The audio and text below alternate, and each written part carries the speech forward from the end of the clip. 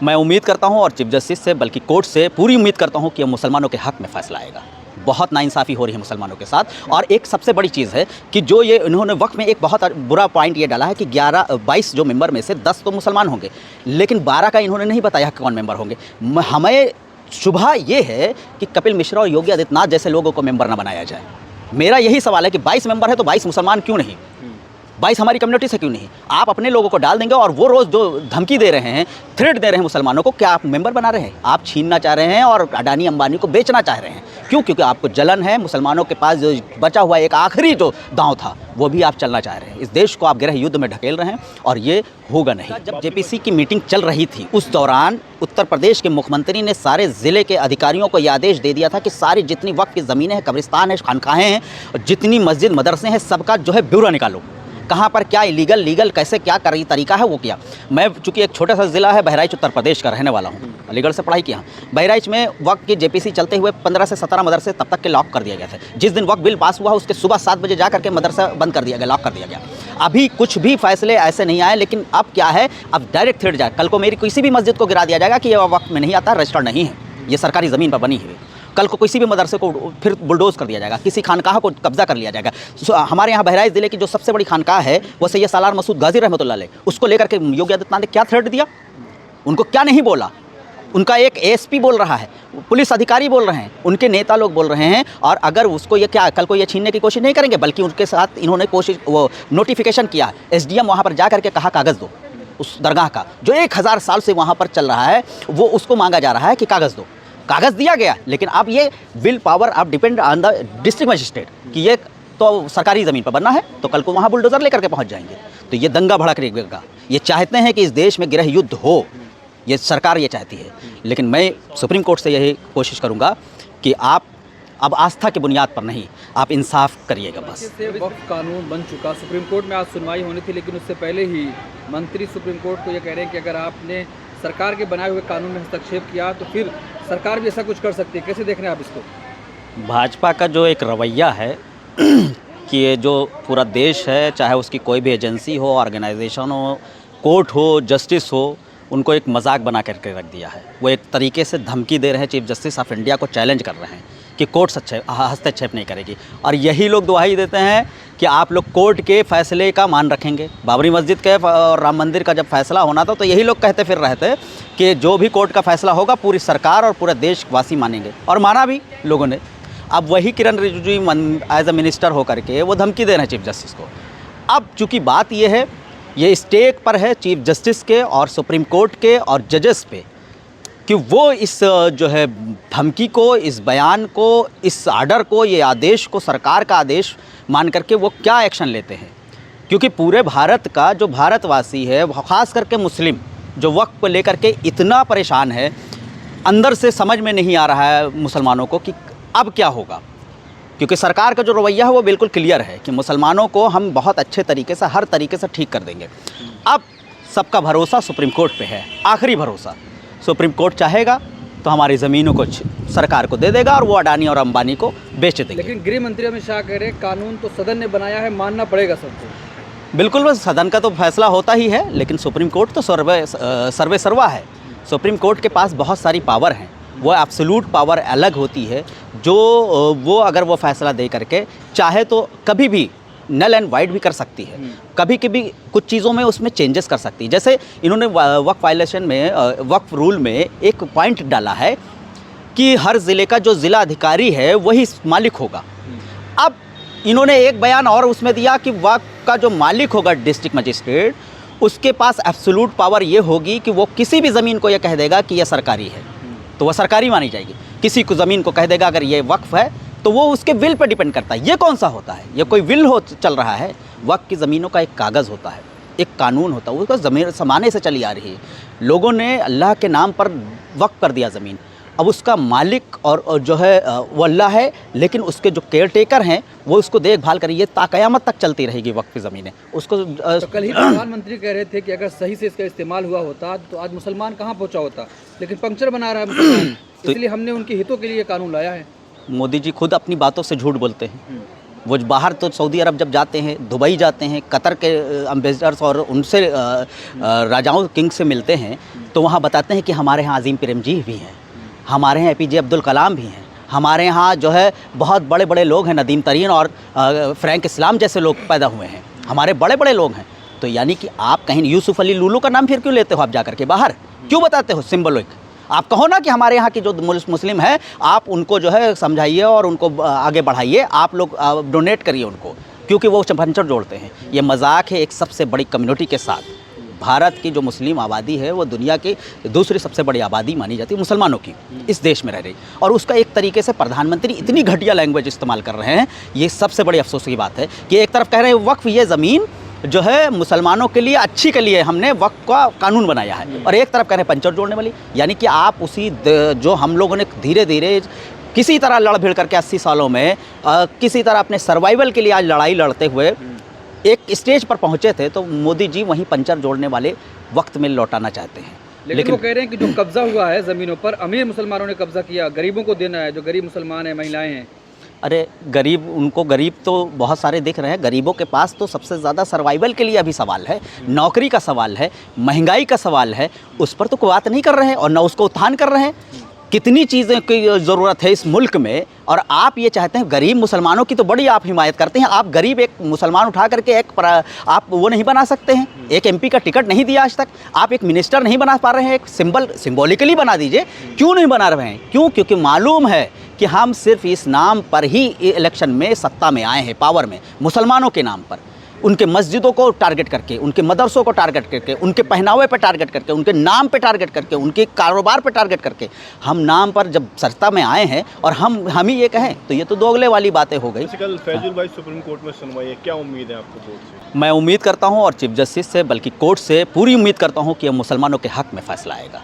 बहुत नाइंसाफ़ी हो रही है मुसलमानों के साथ, और एक सबसे बड़ी चीज़ है कि जो ये इन्होंने वक्त में एक बहुत बुरा पॉइंट ये डाला है कि 22 जो मेंबर में से 10 तो मुसलमान होंगे, लेकिन 12 का इन्होंने नहीं बताया कि कौन मेंबर होंगे।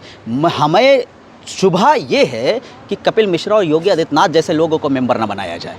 मेरा यही सवाल है कि 22 मेंबर है तो 22 मुसलमान क्यों नहीं, 22 हमारी कम्युनिटी से क्यों नहीं? आप अपने लोगों को डाल देंगे और वो रोज़ जो धमकी दे रहे हैं, थ्रेट दे रहे हैं मुसलमानों को, क्या आप मेंबर बना रहे हैं? आप छीनना चाह रहे हैं और अडानी अंबानी को बेचना चाह रहे हैं। क्यों? क्योंकि आपको जलन है, मुसलमानों के पास जो बचा हुआ एक आखिरी जो दांव था वो भी आप चलना चाह रहे हैं। इस देश को आप गृह युद्ध में ढकेल रहे हैं और ये होगा नहीं। बाबरी मस्जिद के मामले में सुप्रीम कोर्ट ने फैसला आस्था के आधार पर दिया था, क्या लग रहा है इस बार भी आस्था के आधार पर फैसला दिया? बिल्कुल नहीं होना चाहिए, और मैं सुप्रीम कोर्ट से फिर दरख्वास्त करता हूँ कि सर जो फैसला हो वो जो आपको लगता है कि वो कानूनी दायरे से कैसे होता है, क्योंकि आस्था से फैसले जो है लिख तो जाते हैं लेकिन वो क़यामत तक वो ज़िंदा रहेंगे। आपके ऊपर सवालिया निशान खड़ा कर गए वो चीज़ कि आस्था के बुनियाद पर कुछ नहीं। अगर हमारी ज़मीन है तो हमें दीजिए, हमारी ज़मीन नहीं है तो जिसकी ज़मीन है उसको दे दीजिए। लेकिन ये क्या कि आस्था के बुनियाद पर अगर फैसले किए गए थे तो नाइंसाफ़ी हुई है, वो इंसाफ नहीं हुआ है। वो फैसले तो हो गए, इंसाफ नहीं हुआ। हमारी कम्युनिटी के साथ वो इंसाफ नहीं माना जाएगा। आप 5 एकड़ की ज़मीन नहीं, 50 एकड़ नहीं, 500 एकड़ पूरा भारत दे दीजिए, लेकिन अगर मेरा एक छोटा सा टुकड़ा मुझे नहीं दिया जा रहा है इंसाफ के तौर पर, तो मैं ये जानूंगा कि मेरे साथ इनजस्टिस हुआ है। अच्छा, क्या लगता है जिस दिन से कानून पास हुआ है, कई जगह देश के अलग अलग हिस्सों से खबरें आई कि कहीं मदरसे पर बुलडोजर चला, कहीं दरगाह की जाँच हो रही, क्या लगता है कि क्या देश भर में ऐसे ही होने वाला है? फिर सब यही सिस्टम चल रहा है। वक्त का जब JPC की मीटिंग चल रही थी उस दौरान उत्तर प्रदेश के मुख्यमंत्री ने सारे ज़िले के अधिकारियों को यह आदेश दे दिया था कि सारी जितनी वक्फ की ज़मीनें हैं, कब्रिस्तान है, खानकाहें हैं, जितनी मस्जिद मदरसे हैं, सबका जो है ब्यौरा निकालो, कहाँ पर क्या इलीगल लीगल कैसे क्या तरीका है वो किया। मैं चूँकि एक छोटा सा ज़िला है बहराइच, उत्तर प्रदेश का रहने वाला हूँ, अलीगढ़ से पढ़ाई किया। बहराइच में वक्त की JPC चलते हुए 15 से 17 मदरसे तब तक के लॉक कर दिया गया था। जिस दिन वक्त बिल पास हुआ उसके सुबह 7 बजे जा करके मदरसा बंद कर दिया गया, लॉक कर दिया गया। अभी कुछ भी फैसले ऐसे नहीं आए, लेकिन अब क्या है, अब डायरेक्ट थ्रेट जाए, कल को मेरी किसी भी मस्जिद को गिरा दिया जाएगा कि ये वक्त में नहीं आता, रजिस्टर्ड नहीं है, ये सरकारी ज़मीन पर बनी हुई। कल को किसी भी मदरसे को फिर बुलडोज कर दिया जाएगा, किसी खानकाह को कब्जा कर लिया जाएगा। हमारे यहाँ बहराइच ज़िले की जो सबसे बड़ी खानकाह है वो सैयद सालार मसूद गाजी रहमतुल्लाह अलैह, उसको लेकर के योगी आदित्यनाथ ने क्या थ्रेट दिया, उनको क्या नहीं बोला। उनका एक ASP बोल रहा है, पुलिस अधिकारी बोल रहे हैं, उनके नेता लोग बोल रहे हैं, और अगर उसको ये क्या कल को ये छीनने की कोशिश नहीं करेंगे, बल्कि उनके साथ इन्होंने कोशिश वो नोटिफिकेशन किया है। SDM वहाँ पर जा करके कहा कागज़ दो, उस दरगाह का जो 1000 साल से वहाँ पर चल रहा है, वो उसको मांगा जा रहा है कि कागज़ दो। कागज़ दिया गया, लेकिन अब ये विल पावर अब depend on the district magistrate कि ये तो सरकारी ज़मीन पर बना है, तो कल को वहाँ बुलडोज़र लेकर के पहुँच जाएंगे। तो ये दंगा भड़क रहेगा। ये चाहते हैं कि इस देश में गृह युद्ध हो, ये सरकार ये चाहती है। लेकिन मैं सुप्रीम कोर्ट से यही कोशिश करूँगा कि आप अब आस्था की बुनियाद पर नहीं, आप इंसाफ करिएगा बस। मतलब इस बिल के खिलाफ हैं आप? बिल्कुल, मैं 100% खिलाफ मैं हूँ, और जैसे भी होगा रोड पे सड़क पर उतरना होगा, संसद में जा करके बात करनी होगी, हम लोग वहाँ तक लड़ाई रहेंगे, सड़क से लेकर संसद तक के इसकी लड़ाई जारी रहेगी। चुनेंगे? बिल्कुल चुनेंगे, हम लोग प्रोटेस्ट करेंगे सड़क पर उतर कर। जो मदनी साहब ने भी कहा कि एक बड़ी कुर्बानी की ज़रूरत है, और भी कई जगह से ऐसी बातें आ रही हैं, और आज़ादी 1857 उनसे जुड़ी चीज़ें याद कराई जा रही हैं कि हमने उस वक्त में भी कुर्बानी दी। तो क्या लगता है कि अभी का जो माहौल है वो उस तरफ जा रहा है कि हमें 1857 जैसी क्रांति करने की ज़रूरत है, या 1947 जैसी क्रांति करने की ज़रूरत है वक्फ बिल को लेकर? देखिए, 1857 की जब क्रांति हुई, कोई भी मुल्क या कोई भी समाज जब तक कुर्बानी नहीं होती है, वो मुल्क जो है किसी बंदिशों से बाहर नहीं आता है।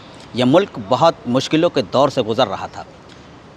उलमाओं ने अपनी गर्दनें कटा करके उनके जो है टांग दिया गया सिंबॉलिक तरीके से पेड़ों पे, देवबंद से लेकर के दिल्ली तक के। क्यों किया गया? वो चाहते हैं CNRC का इसी 4 साल पहले प्रोटेस्ट हो रहा था, 5 साल पहले कितने लड़के मार दिए गए, नौजवान लड़कों की शहादत हुई। लेकिन क्या हुआ? CNRC का कानून बनाया, लेकिन प्रोटेस्ट जो हुआ तो आज तक के वो लागू क्यों नहीं कर पा रहे हैं? अगर वो प्रोटेस्ट नहीं होता तो हम कह रहे हैं कि अमित शाह रोज़ कागज़ मांग रहे होते हैं किसी भी रास्ते चलते मुसलमानों से, और कहते कि तुम पाकिस्तानी हो, अफगानिस्तानी हो, बांग्लादेशी हो, जिसको चाहते वो उठा करके फेंक देते बाहर। इस देश में रिफ्यूजी कैंप में हम लोग रह रहे होते हैं आज के वक्त में, अगर हम लोगों ने प्रोटेस्ट न किया होता।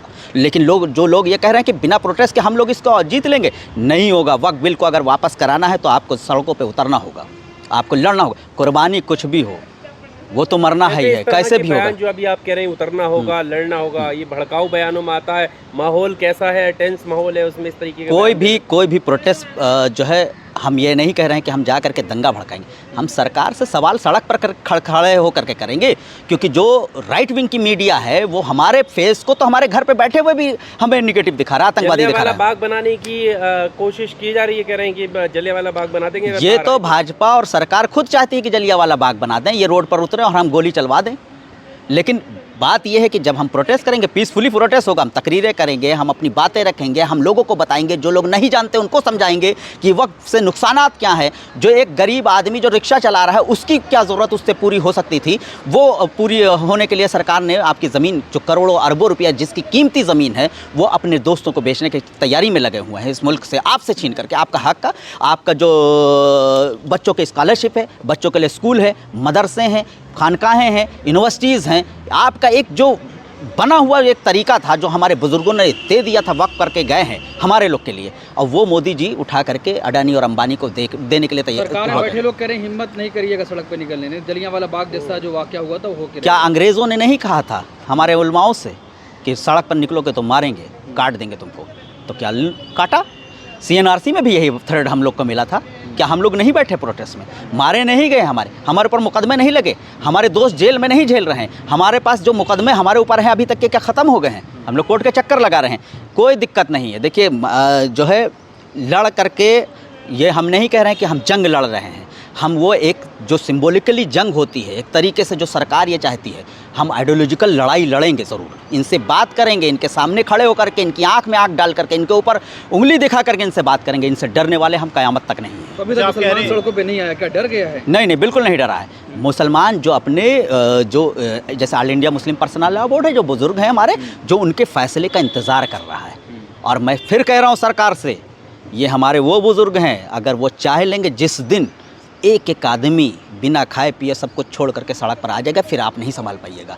इसलिए जितनी जल्दी हो सके इस पर डिस्कशन करिए और कहिए कि ये इसको जो है वापस लीजिए इस बिल को। अच्छा, आप पीसफुल प्रोटेस्ट की बात करें, लेकिन पश्चिम बंगाल के मुर्शिदाबाद में वक्फ बिल के नाम पर जो प्रोटेस्ट हो रहे हैं उन पर हिंसा भड़क रही है, लोगों को मारा जा रहा है, 3-4 लोगों की मौत हो गई अब तक। वहाँ देखिए, वो दंगा भड़काने के लिए रामनवमी का जुलूस निकाल करके जब ये प्रोवोकिंग करेंगे, मस्जिद मदरसे के सामने जा करके डीजे बजाएंगे और गालियाँ देंगे, तो मुसलमान तो कुछ तो ऐसे मुसलमान हैं जज्बाती ना, कुछ तो करेंगे, कुछ तो बोलेंगे, और वो बोले और आपने उनके ऊपर गोली चलवा दिया। क्या वो मुसलमान नहीं मरा उसमें, उस दंगे में? क्या मुसलमानों पे मुकदमे नहीं हो रहे हैं? देखिए वहाँ आपस में सरकार और भाजपा की जो मौजूदा सरकार है वो भाजपा की सरकार, ये मिल करके सिर्फ मुसलमानों को एक मोहरा बनाया जा रहा है। मुसलमान प्रोटेस्ट कर रहे हैं, मुसलमान किसी को गोली बंदूक लेकर के नहीं चल रहे हैं जैसे रामनवमी में अभी हुआ है, जैसे अभी उत्तर प्रदेश में बवाल हुआ है। एक सांसद ने क्या बोल दिया और उसके लिए पूरे हरियाणा और राजस्थान से जा करके एक सेना जो एक सेल्फ प्रोक्लेम्ड सेना है वो जा करके दंगा काट रही है, हथियार लहरा रही है। क्या मुसलमानों के हाथ में ऐसे हथियार देख करके ये लोग तो गोलियां चलवा देते, तो आर्मी लगा देते पूरे देश में, पूरे देश के मुसलमानों को आतंकवादी घोषित कर दिए होते। लेकिन आज उनको गोदी मीडिया और इनका जो राइट विंग मीडिया है वो उनको एक वो दिखा रहा है कि ये तो रेसिस्टेंट्स हैं, ये तो असली हीरो हैं। उसमें दिखाया जा रहा है कि वहाँ से हिंदू पलायन कर रहे हैं मुर्शिदाबाद से। ये सब बनाया जा रहा है, इसलिए बनाया जा रहा है, माहौल बनाया जा रहा है कि कल को अगर ये प्रोटेस्ट करते हैं, ये माहौल बनाया जा रहा है। यही माहौल हो जो हमारे साथ किया गया है, हॉलीवुड हो बॉलीवुड हो, ये हमारे लोग के सिंबल को आज तक के डिग्रेड किया गया है। मीडिया ने हमेशा हमें कुर्ता पैजामा और टोपी और जो है दाढ़ी को एक सिंबल बना दिया है कि ये आतंकवाद का सिंबल होता है, इसीलिए ये नुकसानात हैं। ठीक।